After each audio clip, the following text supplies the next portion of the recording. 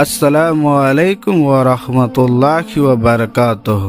دوستو، میں امید کرتا ہوں کہ آپ لوگ خیریت سے ہوں گے۔ اللہ پاک ہم سب کو سلامت رکھے، خوش رکھے۔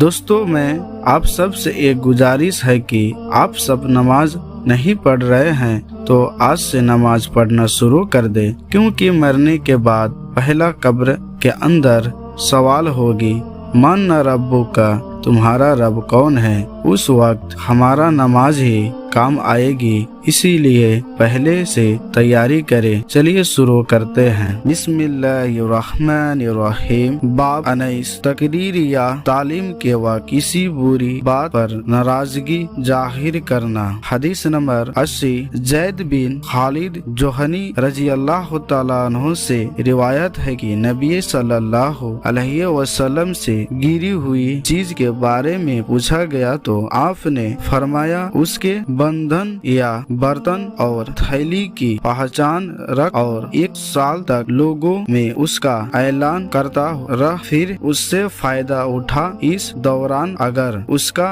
مالک آ جائے تو اس کے حوالے کر دے۔ پھر اس آدمی نے پوچھا کہ گمشدہ اونٹ کا کیا حکم ہے؟ یہ سن کر آپ صلی اللہ علیہ وسلم اس قدر غصہ ہوئے کہ آپ کا چہرہ سرخ ہو گیا۔ روائی کو شک ہے اور فرمایا کہ تجھے اونٹ سے کیا غرض ہے؟ اس کی مشق اور اس کا موزہ اس کے ساتھ ہے، جب پانی پر پہنچے گا پانی پی لے گا اور پیڑ سے چرے گا، اس سے جوڑ دے یہاں تک کہ اس کا مالک اس کو پالے۔ پھر اس آدمی نے کہا، اچھا گمشدہ بکری؟ آپ نے فرمایا، وہ تمہاری یا تمہارے بھائی اصل مالک یا بھیڑیا کی ہے۔ فائدے: آج کل کسی آبادی میں آوارہ اونٹ ملے تو اسے پکڑ لینا چاہیے تاکہ مسلمان کا مال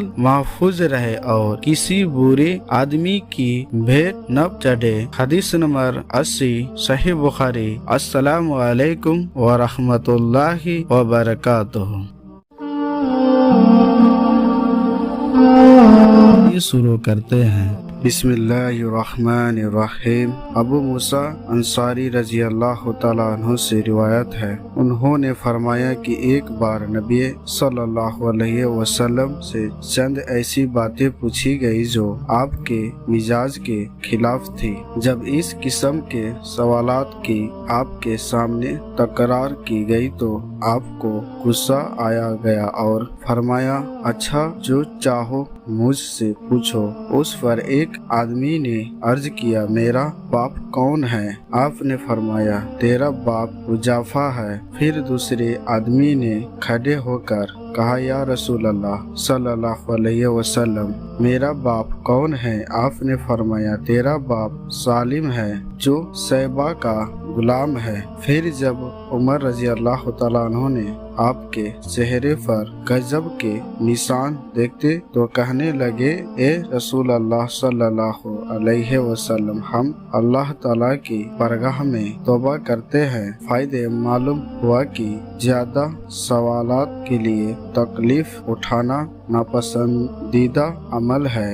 حدیث نمبر 81۔ السلام علیکم ورحمۃ اللہ وبرکاتہ۔ اللهم صل على محمد وعلى آل محمد كما صليت على إبراهيم وعلى آل إبراهيم إنك حميد مجيد۔